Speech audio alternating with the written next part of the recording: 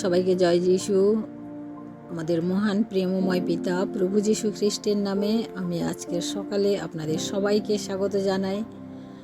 আমি আশা করি আপনারা প্রত্যেকে ভালো আছেন এবং আজকের দিন প্রত্যেকের জীবনে আরও বেশি আনন্দ, আরও বেশি আশীর্বাদ নিয়ে আসুক। তাই আসুন আমরা ঈশ্বরের কাছে আমরা নিজেদেরকে সমর্পণ করি এবং প্রার্থনায় যাই।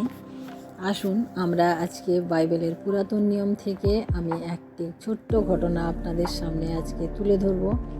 আমরা সবাই জানি যে ইসরায়েল সন্তানদেরকে মোশি মিশর দেশ থেকে বের করে নিয়ে এসেছিলেন এবং ঈশ্বরের কথা মতো তাদেরকে সেই ঈশ্বরের প্রতিজ্ঞাত দেশ কনান দেশে নিয়ে যাওয়ার জন্য নিয়ে এসেছিলেন। এবং সেইখানে একটা ঝামেলা হয়েছিল, অর্থাৎ মোশি এবং হারন ঈশ্বরের অবাধ্য হয়েছিলেন এবং তাতে পাপ করেছিলেন। যে অবাধ্যতার পাপ, তার জন্য তাদেরকে যে শাস্তি ভোগ করতে হয়েছিল, আমরা আজকের এই ঘটনায় আমরা দেখব। আমরা দেখি সেই সময়ের ঘটনা যখন মোশির নেতৃত্বে ইসরায়েল সন্তানেরা মিশর থেকে বেরিয়ে তার প্রতিজ্ঞাত কনান দেশের দিকে যাচ্ছিলেন। ঈশ্বর আব্রাহামকে এই দেশ দেওয়ার জন্য প্রতিজ্ঞা করেছিলেন। যখন সারা ইসরায়েলি মণ্ডলী লোক সিন নামক জায়গায় উপস্থিত হয়েছিলেন এবং কাদেশ নামক স্থানে তারা বসবাস করছিলেন, কিন্তু সমস্ত মণ্ডলীর লোকদের ও তাদের পশুদের খাওয়ার জন্য জল ছিল না সেখানে। এই জন্য তারা মোশি ও হারনের বিরুদ্ধে একত্র হয়ে, অর্থাৎ তারা একত্রিত হয়ে মোশি এবং হারনের বিরুদ্ধে তারা বচসা করতে লাগলেন এবং বলেন, আমাদের ভাইয়েরা যারা মারা গিয়েছে প্রান্তরে, আমরাও যদি তাদের মতো মারা যেতাম তাহলে এই দিন আমাদের সামনে আসতো না। আমাদের এই জঙ্গলের মধ্যে নিয়ে এসে আমরা ও আমাদের পশুদের সাথে একসাথে আমরা মারা পড়ব। কেন মিশর দেশ থেকে বের করে এই প্রান্তরে নিয়ে এসে আমাদেরকে মেরে ফেলার থেকে আমরা মিশর দেশেই অনেক ভালো ছিলাম, কারণ মিশর দেশে তো আমাদের কোনো খাওয়ার বা জলের অভাব ছিল না। এইভাবে তারা মোশি এবং হারনের সাথে বচসা করতে লাগলেন। তখন মোশি ও হারন সমাগম তাম্বু, অর্থাৎ সমাগম তাম্বু হচ্ছে ঈশ্বরের উদ্দেশ্যে তারা যে একটা তাম্বু তৈরি করতেন এবং সেখানে ঈশ্বরের সাথে কথাবার্তা হতো। ঈশ্বরের কাছে মোশি প্রার্থনা করতেন, ঈশ্বরের সাথে কথাবার্তার জায়গাটা হচ্ছে সমাগম তাম্বু। আর সেই তাম্বুর সামনে গিয়ে মোশি এবং হারন উপুর হয়ে পড়লেন এবং তখন আমরা দেখি যে ঈশ্বর সদাপ্রভু তার প্রতাপ তাদেরকে দেখতে দিলেন। তখন সদাপ্রভু তাদেরকে মোশিকে বললেন, তুমি যাও, আমি তোমাদের অবস্থা আমি বুঝতে পারছি, তবে তুমি যাও, এই লাঠিটা নাও এবং তোমরা যাও, তুমিও হারন দুইজনে যাও, সমস্ত ইসরায়েল মণ্ডলীকে একত্রিত করো এবং তাদের সাক্ষাতে শৈল অর্থাৎ পাহাড়কে বলো, তাহাতে সে নিজে জল প্রদান করবে। অর্থাৎ পাহাড়কে বলতে হবে, সমস্ত ইসরায়েল মণ্ডলীর সামনে বলতে হবে যে জল দেওয়ার কথা, তাহলে পাহাড় জল দেবে। এই কথা ঈশ্বর সদাপ্রভু মোশি এবং হারনকে বলে পাঠালেন, বললেন তোমরা যাও এই লাঠিটা নিয়ে। তখন তারা পাহাড়কে বলবে, তখন জল প্রদান করবে। এইভাবে তুমি তাহাদের সামনে শৈল হতে জল বের করে সমস্ত ইসরায়েল মণ্ডলী এবং সমস্ত পশুদেরকে তুমি সেই জল খাওয়াবে। সদাপ্রভুর আদেশে মোশি এবং হারন লাঠি নিয়ে ইসরায়েল সন্তানদের সামনে গেলেন এবং ইসরায়েল সন্তানদেরকে তিনি একত্রিত করলেন এবং তাদেরকে তিনি জিজ্ঞাসা করলেন, হে বিদ্রোহীগণ, শোনো, আমরা তোমাদের জন্য এই শৈল হতে জল বের করব। তাদেরকে তিনি একথা জিজ্ঞাসা করলেন। পরে মোশি হাত উপরের দিকে তুলে কি করলেন, যে সেই শৈলের উপরে দুবার আঘাত করলেন, অর্থাৎ সেই লাঠিটা দিয়ে তিনি দুবার আঘাত করলেন। তখন ওই শৈল থেকে, অর্থাৎ সেই পর্বত থেকে মানে জল বেরোতে শুরু করলো, এবং তখন সমস্ত মণ্ডলীর লোক সকল এবং পশু সকল সেই জল পান করলেন। সদাপ্রভু মোশিকে ও হারনকে বললেন, তোমরা আমাকে বিশ্বাস করলে না, পরন্তু ইসরায়েল মণ্ডলীর সম্মুখে আমাকে অপবিত্র বলে মান্য করলে। তাই তোমরা এই মণ্ডলীর সহিত কনান দেশে প্রবেশ করতে পারবে না। আমরা এটা দেখি, এইটাই ঘটনা যে ঈশ্বরের সাথে মোশির জল নিয়ে যে সমস্যা দেখা দিয়েছিল, সেই সম্পর্কে ঈশ্বরের সাথে মোশির এই ঘটনা। অর্থাৎ মোশি এতদিন পর্যন্ত ঈশ্বর যেভাবে বলেছেন তিনি করে এসেছিলেন, কিন্তু শেষের দিকে এসে তিনি এই জলের জন্য তিনি ইসরায়েল সন্তানদের বচসা তিনি সহ্য করতে না পেরে তিনি নিজে শরীরে রাগে পরিপূর্ণ হলেন এবং তিনি এই এক ভুল করলেন। আমরা দেখি প্রিয় ভাই বোনেরা, এই ঘটনা থেকে আমরা কিছু শিক্ষা লাভ করতে পারি।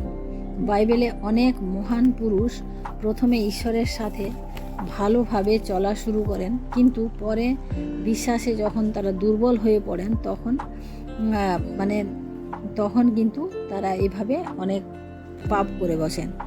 যেমন রাজা সোলেমন, রাজা জিহোশাফাত, আমরা দেখি যে এনারাও কিছু কারণে নিজেরা অহংকার হয়ে গেছিল, কিছু কারণে এনারা দুর্বল হয়ে পড়েছিলেন এবং পাপ করেছিলেন। এই ঘটনা থেকে আমরা দেখি যে শুরু অনেকে ভালো করে করলেও শেষ ভালোভাবে করতে পারেন না, শেষ পর্যন্ত তারা ঠিকঠাক থাকতে পারেন না। মোশিও শুরুতে ভালোভাবে শুরু করেছিলেন এবং বাইবেলের মতে মহান সেবক হিসেবে মোশিকে ধরা হয়, কারণ তিনি ঈশ্বরের কথা মতো তিনি সমস্ত কাজ করেছিলেন। কিন্তু মোশির এই জায়গায় এসে দুর্বল হয়ে পড়লেন এবং তিনি ঈশ্বরের আজ্ঞা অমান্য করলেন। মোশি সর্বদা ঈশ্বরের আজ্ঞা পালন করে এসেছেন, কিন্তু নিজের জীবনের অন্তিম পর্যায়ে, অর্থাৎ যখন তিনি কনান দেশে প্রবেশ করার আগে তিনি এই একটা ভুল করলেন।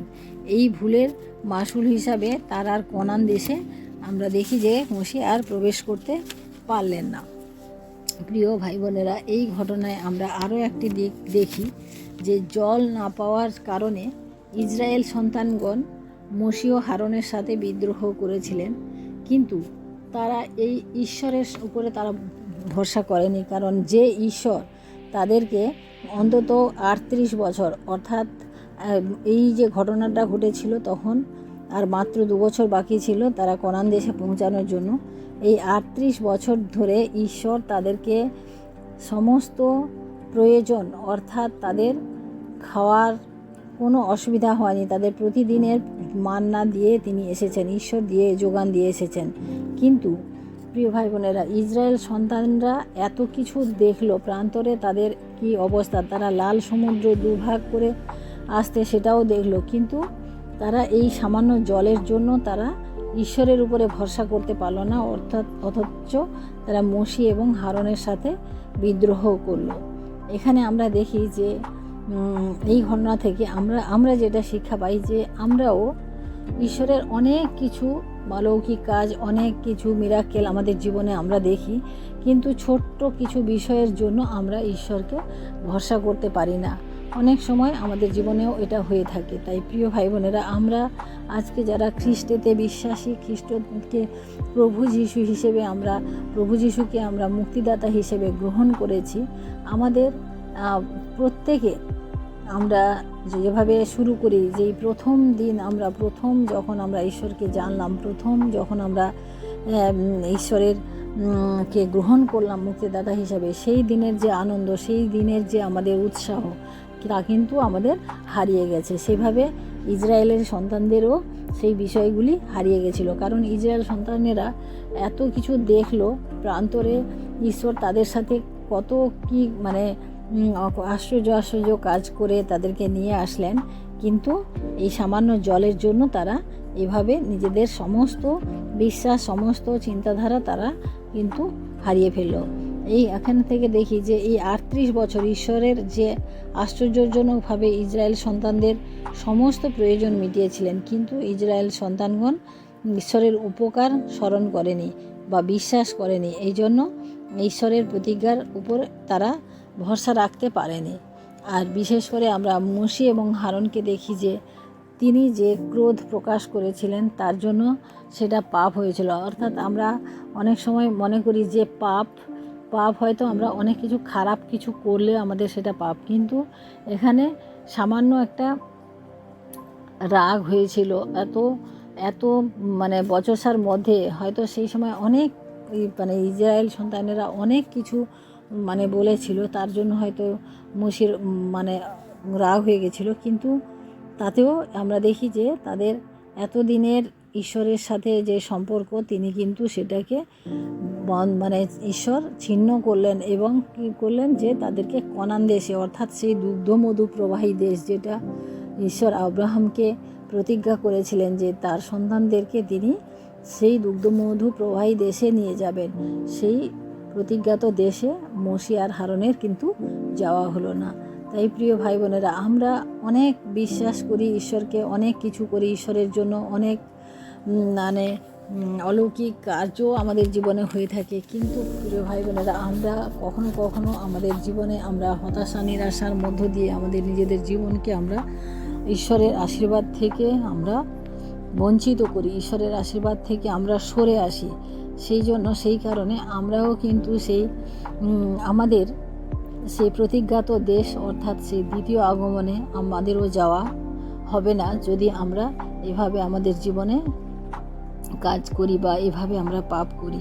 তাই আসুন আজকে আমরা নিজেদের জীবনকে একবার যাচাই করে দেখি যে আমাদের জীবনে এই ধরনের কোনো পাপ আছে কিনা। কারণ যেভাবে মোশে এবং হারন যে পাপ করলেন, সেই পাপের মাসুল তাদেরকে দিতে হয়েছিল। প্রিয় ভাই বোনেরা, আমাদেরকেও সেই মাসুল দিতে হবে আমরা যদি সেভাবে পাপ করি। কারণ আমাদের প্রভু যিশু অনেক দয়ালু, তিনি আমাদের পাপ ক্ষমা করেন। তাই আমাদের স্বীকারোক্তি, পশ্চাতাপ এটাও কিন্তু প্রয়োজন রয়েছে। আমরা যদি পাপ করি আমাদের স্বীকারোক্তির খুবই প্রয়োজন রয়েছে। তাই আসুন আজকে আমরা ঈশ্বরকে ধন্যবাদ দিই এবং তার সম্মুখে আমরা যে বাক্য আলোচনা করলাম সেই বাক্যের ভিত্তিতে আমরা চলি। এবং আমরা দেখলাম যে মোশে এবং হারনের জীবনে যে পাপ হয়েছিল এবং সেই পাপের প্রতিফল হিসেবে তাদেরকে যে ভোগ করতে হলো, যে সেই কনান দেশে তারা প্রবেশ করতে পারলেন না, এটাও আমরা আজকে দেখলাম। তাই আসুন আমরা ধন্যবাদ দিই এবং প্রার্থনা করি। Hallelujah, hallelujah, hallelujah. মহান প্রেমময় পিতা, তোমার মহান নামের ধন্যবাদ প্রশংসা করি প্রভু। আজকের এই সুন্দর সকালে প্রভু আরেকটি বার প্রভু তোমার বাক্য আলোচনার মধ্য দিয়ে প্রভু আমরা অতিবাহিত করলাম তোমার কাছে এই সময়। তাই তোমাকে ধন্যবাদ করি প্রভু তোমাকে ধন্যবাদ করি যে সারাটা দিন তুমি আমাদের সঙ্গে সঙ্গে থাকো, আশীর্বাদ করো প্রভু। আমাদের জীবনকে তুমি ধরে রাখো প্রভু, আমাদের আত্মাকে তুমি অপবিত্র হতে দিও না প্রভু। কারণ আমাদের চিন্তাধারায়, আমাদের কথাবার্তায়, আমাদের সমস্ত কিছুতে প্রভু আমরা পাপ করে বসি প্রভু। সেই পাপ থেকে তুমি আমাদিগকে রক্ষা করো প্রভু। কারণ আমরা যে কাজ করি, যদি পাপের কাজ করি সেটাও পাপ, সেরকম পাপের যদি কোনো চিন্তা করি সেটাও পাপ, কারণ পাপই। তাই তোমার কাছে বিনতি প্রার্থনা করি প্রভু, তুমি আমাকে এবং সমস্ত প্রিয় খ্রিস্টীয় ভাই বোনদেরকে প্রভু তুমি আজকের দিনে প্রভু তুমি সাহায্য করো, রক্ষা করো, আশীর্বাদ করো।